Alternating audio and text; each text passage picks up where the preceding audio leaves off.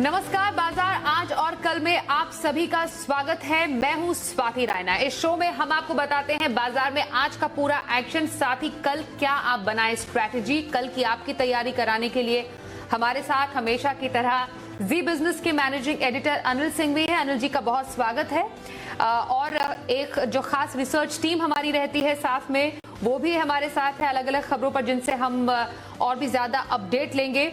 उनका भी परिचय करा देते हैं। देवांशी आशर से हम जानेंगे बाजार का हाल कैसा रहा आज, कच्चे तेल में उबाल का क्या होगा असर, हमें बताएंगे वरुण दुबे। जावा की परेशानी, रॉयल एनफील्ड का फायदा जानेंगे हम आशीष चतुर्वेदी से। साथ ही सृष्टि हमें बताएंगी मल्टीप्लेक्स शेयरों की चमक कहां पहुंची, और हिंदुस्तान एरोनॉटिक्स का हाल हमें बताएंगे दीपांशु भंडारी। बातचीत का सिलसिला हम जरूर आगे बढ़ाएंगे, लेकिन उससे पहले आज बाजार का कारोबार कैसा रहा उस पर सबसे पहले एक नजर डाल लेते हैं। तो हमने देखा आज बाजार में जो तेजी चल रही थी इतने दिनों से, उस तेजी पर एक ब्रेक लग गया। कमजोर शुरुआत आज बाजार में देखने को मिली, लेकिन सेकेंड हाफ में जोरदार रिकवरी भी बाजार में नजर आई। कारोबार के अंत में सेंसेक्स 263 अंक टूटकर 48,175 पर बंद हुआ। वहीं निफ्टी 53 अंक गिरकर 14,146 के लेवल पर आज बंद हुआ है। वहीं एफआईआईज और डीआईएस का डेटा क्या कहता है उस पर भी एक नजर डालें। एफआईआईज यानी विदेशी संस्थागत निवेशकों ने कैश मार्केट में आज करीब 484 करोड़ रुपए की बिकवाली की है। वहीं डीआईआईज यानी घरेलू संस्थागत निवेशकों ने करीब 380 करोड़ रुपए की आज बिकवाली की।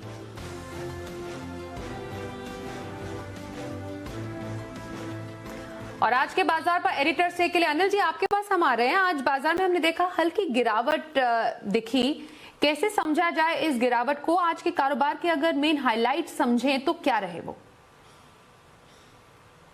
भारतीय बाजारों के लिए एक और ऐतिहासिक ट्रेडिंग सेशन और लगातार 8वां ट्रेडिंग सेशन आज ऐसा रहा जब भारतीय बाजारों ने दिन के दौरान नए हाईज बनाए।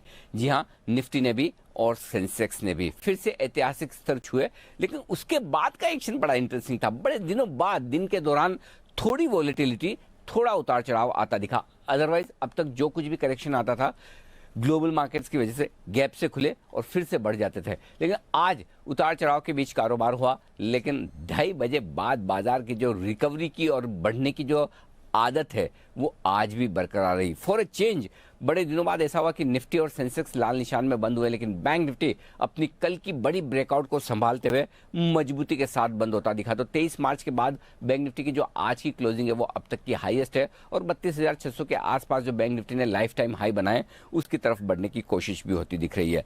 कुल मिलाकर अच्छे सपोर्ट लेवल से बाजार घुमा है। 31,500 के आसपास बैंक निफ्टी का सपोर्ट है, वहीं से रिकवरी हुई है, और 32,000 के आसपास रुकावट का लेवल है। तो इस 500 पॉइंट की रेंज को दोनों तरफ बैंक निफ्टी ने 50-50 पॉइंट छोड़कर टेस्ट किया है। जहां तक निफ्टी का सवाल है 14,000-14,050 मजबूत सपोर्ट जो है वहीं पर रुका है, और 14,150 के आसपास क्लोजिंग होती हुई दिखी है। तो हल्का फुल्का करेक्शन है, और वजह यह भी है कि डाउ फ्यूचर्स भी अच्छे खासे उतार चढ़ाव के बीच ट्रेड कर रहे थे। सुबह से लाल निशान में थे, लेकिन दिन के दौरान एक बार 250 पॉइंट गिरे, फिर रिकवर भी हुए। नेस्डेक में भी थोड़ी कमजोरी का माहौल दिख रहा था फ्यूचर से, तो उसको देखते हुए भारतीय बाजार थोड़े ऊपर नीचे होते दिखे। लेकिन एफआईआईज की खरीदारी, निचले स्तरों से शॉर्ट कवरिंग बाजार में फिर से रिकवरी देती हुई दिखी। तो आप जैसा चाहे वैसे आज का बाजार देख सकते हैं। ऊपर से देखेंगे तो आपको लगेगा कि थोड़ा नीचे कमजोरी के साथ बंद हुए, और निचले स्तरों से देखेंगे तो रिकवरी के साथ बंद हुए। सेंसेक्स निफ्टी देखेंगे तो लगेगा कि लाल निशान में बंद हुए, लेकिन बैंक निफ्टी आपको अलग तस्वीर दे रहा है। तो ओवरऑल थोड़ा सा चर्निंग स्टॉक्स में होता हुआ दिखा है। बैंकिंग शेयर भागे हैं, सीमेंट शेयर भागे हैं, और बाकी दूसरे सेक्टर्स में जिसमें 2 दिनों से आईटी शेयरों में अच्छी तेजी हो रही है वहां प्रॉफिट बुकिंग होती हुई दिखी है। तो ओवरऑल मूड माहौल बदला नहीं है, लेकिन हाँ हल्का सा उतार चढ़ाव और करेक्शन का दिन कई सेशंस के बाद आज भारतीय बाजारों में नजर आया है। जी अनिल जी, अब कल वायदा बाजार की एक्सपायरी है, कल किन लेवल्स पर नजर रहेगी, क्या स्ट्रैटेजी रखें, ये हम आपसे जानेंगे। लेकिन उससे पहले सेक्टर स्पेसिफिक एक्शन आज का समझ लेते हैं हमारी सहयोगी देवांशी आशर से। देवांशी, आज खबरों के चलते कौन सा ऐसा सेक्टर था जहां पर सबसे ज्यादा एक्शन देखने को मिला? लगातार 10 ट्रेडिंग सेशन में तेजी के बाद आज बाजार में गिरावट देखने मिली थी। इंटरनेशनल मार्केट्स में जो गिरावट आई है उसी के चलते हमारे बाजार में भी आज कमजोरी आई और काफी उतार चढ़ाव के साथ बाजार कारोबार करते हुए दिखे। जो हेवी वेट्स थे उसमें आज गिरावट देखने मिली और आप देखें अगर सेक्टर्स की बात करें तो IT सेक्टर था, फार्मा सेक्टर था जहाँ पे सबसे ज्यादा जो गिरावट है वो देखने मिली थी। लेकिन दूसरी तरफ बैंकिंग स्टॉक्स थे जो हल्के से तेजी के साथ ट्रेड करते हुए दिखे थे। सीमेंट स्टॉक्स, रेलवे स्टॉक्स थे जहाँ पे आज अच्छी तेजी आती हुई दिखी है। सबसे पहले अगर वायदा बाजार की बात करें, Shriram transport, power grid, Bata India जैसे स्टॉक्स थे जहां पे आज फ्रेश तेजी की पोजीशन बनती हुई दिखी है अच्छे ओपन इंटरेस्ट के साथ। और वहीं हमने देखा आरती इंडस्ट्रीज, ल्यूपिन, रिलायंस इंडस्ट्रीज जैसे स्टॉक्स थे जहां पे हैवी ओपन इंटरेस्ट के साथ आज शॉर्ट्स बनते हुए दिखे हैं। वहीं दूसरे सेक्टर्स की बात करें तो IT स्टॉक्स थे जहां पे सबसे ज्यादा मुनाफा वसूली आती हुई दिखी है। नौकरी यानी कि इन्फोएज आप देखिए आज गिरावट देखने मिली। कोफोज, TCS, LTI जैसे स्टॉक्स थे जो लाल निशान में ट्रेड करते हुए दिखे। और वहीं बैंकिंग स्टॉक्स थे जो कि आज हरे निशान के साथ ट्रेड करते हुए दिखे। निजी बैंक जैसे कि RBL बैंक आज अच्छे गेन्स थे। IDFC फर्स्ट इनके क्वार्टरली अपडेट्स आते हुए दिखे और अच्छी तेजी आती हुई दिखी। ICICI बैंक, SBI यहाँ पे भी आज अच्छे गेन्स होते हुए दिखे हैं। साथ ही आज रेलवे स्टॉक्स में अच्छी गेन्स आते हुए दिखे। आप देखिए RVNL का स्टॉक, IRCTC इन दोनों में तेजी थी। कॉनकॉर में भी जो खबरें आती हुई दिखी कि जो फ्रेट के कीमत है वो बढ़ती हुई दिखी और इसी के चलते आज अच्छी तेजी थी। आखिरी 1 घंटे में हमने देखा सीमेंट स्टॉक्स में अच्छी तेजी थी। ACC, Ambuja, Grasim, UltraTech cement इन सब ने हरे निशान में आज क्लोजिंग दिखाई है। और मीडिया स्टॉक्स जैसे कि PVR, सन टीवी, आइनॉक्स ये सारे स्टॉक्स में भी आज अच्छे वॉल्यूम्स के साथ खरीदारी आती हुई दिखी। और मेटल स्टॉक्स भी आज गेनर्स की लिस्ट में शामिल थे। हिंदुस्तान जिंक, हिंडाल्को, नाल्को जैसे स्टॉक्स आज टॉप गेनर्स की लिस्ट में शामिल होते हुए दिखे। इसके अलावा आज कई स्टॉक्स ऑल टाइम हाई पर भी ट्रेड करते हुए दिखे। लेकिन जी बिजनेस पर जो आपकी शानदार कमाई होती हुई दिखी है, आपको दमदार जो कॉल्स मिलती हुई दिखी, यानी कि बाटा आपको सुमित जी ने रेकमेंड किया था, RBL बैंक अविनाश जी की रिकमेंडेशन थी सुबह। साथ ही रिलायंस इंडस्ट्रीज बेचने की राय आपको सुमित जी और भसीन जी ने दी थी। बिरला केबल जैसे स्टॉक्स थे जहां पे आज आपको राय मिलती हुई दिखी और ये सारे स्टॉक्स में आज आपकी अच्छी कमाई हुई है। लेकिन अगर आप ओवरऑल मार्केट्स देखें, उतार चढ़ाव के बाद आज गिरावट के साथ बाजार में कारोबार होता हुआ दिखा। शुक्रिया आपका देवांशी, बाजार पर और ज्यादा जानकारी देने के लिए। अब रुक करते हैं आज हमारे खास मेहमान का। क्राफ्ट वेल्थ मैनेजमेंट से आशीष कुकरेजा है हमारे साथ। आशीष जी, बहुत स्वागत है आपका बाजार आज और कल में। आज का जो बाजार का कारोबार हमने देखा 10 दिन की लगातार तेजी के बाद ये जो ब्रेक लगा है, इसको हम आज के सत्र को कैसे समझे, क्या इंडिकेट ये करता है? साथ ही शॉर्ट टर्म के लिए किसी को खरीदारी करनी हो तो कौन सा स्टॉक रेकमेंड करेंगे आप? देखिए, मैं तो यही बोलना चाहूँगा कि सड़क पे जो स्पीड ब्रेकर बनते हैं वो किसी वजह से बनते हैं। उसकी वजह हम सबको पता है कि अगर बहुत तेज़ी से हम चलाएंगे वाहन तो संभाल नहीं पाएंगे उसको, जहाँ जब माहौल थोड़ा ख़राब होगा। तो आई थिंक ये सब जो छोटी मोटी करेक्शंस हैं ये यही समझाने के लिए हैं सबको। I would also want to say कि आप अगर मार्केट में इस समय एक एक्टिव पार्टिसिपेंट्स हैं तो ये सही टाइम है ये समझने के लिए कि क्या वो लक था या आप कुछ सोच समझ रखते हैं इस मार्केट में।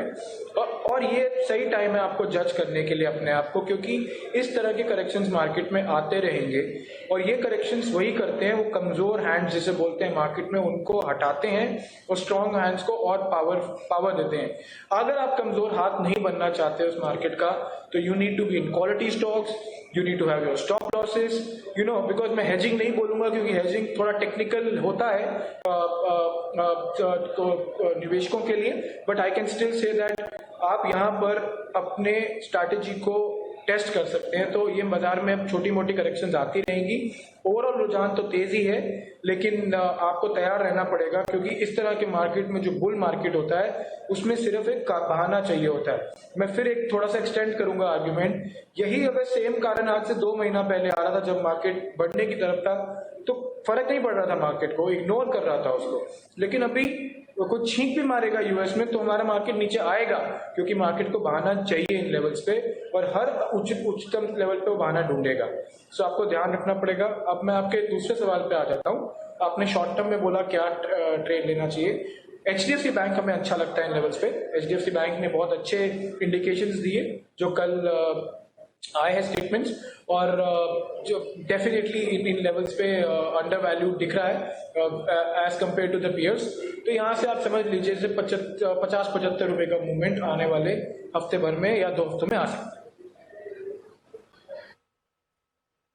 ओके, एचडीएफसी बैंक में शॉर्ट टर्म खरीदारी करने की सलाह हमारे आज के एक्सपर्ट आशीष जी की। बातचीत उनसे रखेंगे जारी, लेकिन उससे पहले जरा ऑयल एंड गैस कंपनियों पर एक नजर डाल लेते हैं। दरअसल कच्चे तेल में उबाल का ओएनजीसी और ऑयल इंडिया जैसी कंपनियों पर क्या असर पड़ेगा, ये समझना जरूरी है। हमारे सहयोगी वरुण से जानते हैं। वरुण, जरा बताएं। देखिए, ऑयल एंड गैस क्षेत्र की कंपनियों में आज जो अच्छा खासा उछाल देखने मिला, उसका बड़ा कारण है कच्चा तेल। दरअसल कल सऊदी अरेबिया ने ये ऐलान किया कि वो प्रोडक्शन कट करने वाले हैं। उन्होंने 1 मिलियन बैरल की कटौती का ऐलान किया। ओपेक प्लस की बैठक चल रही है और इसमें माना जा रहा था कि कोई भी बदलाव नहीं किया जाएगा, लेकिन सऊदी अरब ने इस तरह की कटौती का ऐलान करके सबको सरप्राइज कर दिया और इसके बाद कच्चे तेल के दाम में अच्छा खासा उछाल देखने मिला। WTI देखिए 10 महीने के उच्चतम स्तर पे पहुंच गया, $50 के ऊपर चला गया। ब्रेंट क्रूड में भी अच्छी खासी तेजी देखने मिली। इनफैक्ट कच्चे तेल में नवंबर से तेजी देखने मिल रही है, जब से कहीं ना कहीं डिमांड की हालात को लेके सुधरने का अनुमान लगाया जा रहा था। तो नवंबर से अब तक करीब 38% के आसपास का उछाल कच्चे तेल के दाम में देखने मिला। अब इसका असर ONGC और ऑयल इंडिया जैसी अपस्ट्रीम कंपनीज पे होता है। ये असर क्या होता है, इसको समझिए।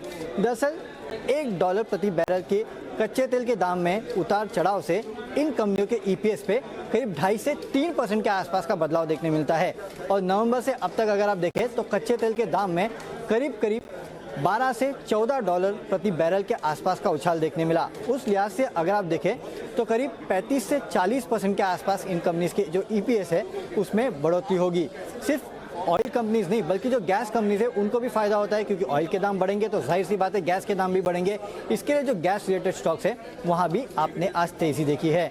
तो जैसे जैसे कच्चे तेल के दाम बढ़ रहे हैं वैसे वैसे आप देख रहे हैं कि ऑयल इंडिया हो या ONGC हो या फिर गैस को रिलेटेड जो भी कंपनीज हो उनमें अच्छी खासी तेजी देखने मिल रही है। इसके अलावा भारत सरकार का इस पूरे सेक्टर पे भी काफी फोकस है, उसका भी सपोर्ट कहीं ना कहीं इन कंपनीज को मिल रहा है। शुक्रिया आपका वरुण, इस पूरी खबर पर और ज्यादा अच्छे से डिटेल हमें बताने के लिए। आशीष जी, एक क्विक टेक मैं आपसे ऑयल कंपनीज पे लेना चाहूंगी। इन शेयर्स में क्या किया जाना चाहिए जब हम देख रहे हैं कि 10 महीने की ऊंचाई पर अभी कच्चा तेल है? देखिए, I think more than this there is also oil में जो PSU स्टॉक्स हैं, ऑब्वियसली वहाँ पे मुझे लगता है कि अभी भी स्ट्रेंथ बनी रहेगी। तो ज़्यादा बड़ा कारण ये होगा कि जो सरकार का PSUs की तरफ रुझान है और आने वाले बजट में कुछ इनिशिएटिव्स आ सकते हैं, तो वो करके आई थिंक ये स्टॉक्स अभी भी गर्म रहेंगे। और HPCL, BPCL, IOC ये सब इन लेवल्स पे ठीक लग रहे हैं, क्योंकि upside in terms of valuation is still there because there is a lot of value in these stocks and we understand कि वैल्यू इसलिए नहीं मिलती क्योंकि हमें पता है कि जो पूरा PSU एक तरह का उनको वो जो प्रेशर रहता है वो नहीं मिल पाता है। तो I think going ahead with the way oil is behaving and also with the way government is quite straight forward on their plans on the PSUs, HPCL, BPCL can remain strong participants in days ahead. Okay sir, चलिए अब दूसरी खबर का रुख करें। जावा की परेशानी royal Enfield का फायदा कैसे बन सकती है, पूरी खबर अच्छे से समझते हैं हमारे सहयोगी आशीष से। आशीष, जरा बताएं इस पर और डिटेल्स। देखिए, आइशर मोटर्स को फायदा होगा क्योंकि जावा मोटरसाइकिल्स ने करीब अपने 20 से लेके 25% ऑर्डर्स हैं कैंसिल कर दिए। उत्पादन में करीब 50% की कटौती की है, जहां पर हर महीने करीब 7,000 से 8,000 यूनिट्स का उत्पादन करते थे। अब प्रोडक्शन कट करके करीब 3,500 से 4,000 यूनिट प्रति महीने बना रहे हैं। अब दरअसल इसके पीछे का कारण ये है कि मोटरसाइकिल उत्पादन में यूज़ होने वाले कुछ अहम पार्ट्स की अवेलेबिलिटी फिलहाल बाजार में नहीं है, जिसके चलते उन्होंने प्रोडक्शन में भी कट किया और जो एग्जिस्टिंग ऑर्डर्स हैं उसको भी कैंसिल किए हैं। दरअसल अगर आप देखें तो इस सेगमेंट में यानी 250 से लेकर 750 सीसी सेगमेंट में बाइक्स में अगर आप देखें तो इन दोनों ब्रांड्स के बीच में कड़ी टक्कर है। अब क्योंकि मांग काफ़ी बढ़िया और खासतौर पर अगर हम देखें तो इस मिड साइज सेगमेंट में मोटरसाइकिल्स की डिमांड काफ़ी बढ़िया देखने को मिल रही है। जावा के जो प्रोडक्शन में गिरावट आई और कहीं ना कहीं जो ऑर्डर्स कैंसिल किए हैं, अब हो सकता है कि ये जो डिमांड है वो आयशर मोटर्स की तरफ शिफ्ट होते हुए दिखे, क्योंकि वैसे भी हमने देखा है कि पिछले 3 से 4 महीने में अगर आप देखें तो रॉयल एनफील्ड की जो बिक्री है वो काफ़ी बढ़िया देखने को मिल रही है। मिसाल के तौर पर अगर आप देखें तो सितंबर के महीने में रॉयल एनफील्ड की करीब जो बिक्री है 60,000 यूनिट रही, और दिसंबर के महीने यानी रीसेंट आंकड़े अगर आप देखें तो करीब 70,000 यूनिट जो है इन्होंने बेचे हैं। यानी जावा मोटरसाइकिल का नुकसान होगा, लेकिन आयशर मोटर्स से इससे बेनिफिट होगा। बहुत शुक्रिया आपका आशीष, इस पूरी खबर पर और ज्यादा डिटेल्स देने के लिए। आगे बढ़ते हैं। अब नए साल में जो मल्टीप्लेक्स शेयर हैं खूब चमक रहे हैं, नई रिलीज और जो कैपेसिटी है बढ़ने का फायदा नहीं मिल सकता है। कुछ और जानकारी लेते हैं हमारी सहयोगी सृष्टि से। बताएं सृष्टि। सोमवार को एक खबर आई थी कि तमिलनाडु सरकार ने राज्य में जितने भी मल्टीप्लेक्स हैं उनको पूरी कैपेसिटी यानी 100% कैपेसिटी पर कामकाज करने की अनुमति दे दी थी, जो कि पहले अन्य राज्यों की तरह 50% कैपेसिटी पर अपना कामकाज कर रहे थे। उस दिन से लेकर अब तक अगर हम देखें तो बीते 2 से 3 दिन में आइनॉक्स और पीवीआर के शेयर में जबरदस्त तेजी देखने को मिली है। आइनॉक्स के शेयर में हमें करीब 15% की तेजी देखने को मिल रही है और पीवीआर के शेयर में 8% तक का हम उछाल देख रहे हैं। इसके पीछे की एक वजह है क्योंकि कोविड-19 के समय हम जानते हैं कि कोई भी नई बॉलीवुड मूवीज रिलीज नहीं हुई, पर आने वाले समय में बताया जा रहा है कि रीजनल मूवीज का दबदबा होगा। दक्षिण भारत में 3 से 4 रीजनल मूवीज रिलीज हो रही हैं, जिसमें कि एक बड़ी मास्टर नाम की मूवी है जिसका बेसब्री से ऑडियंस इंतजार कर रही है।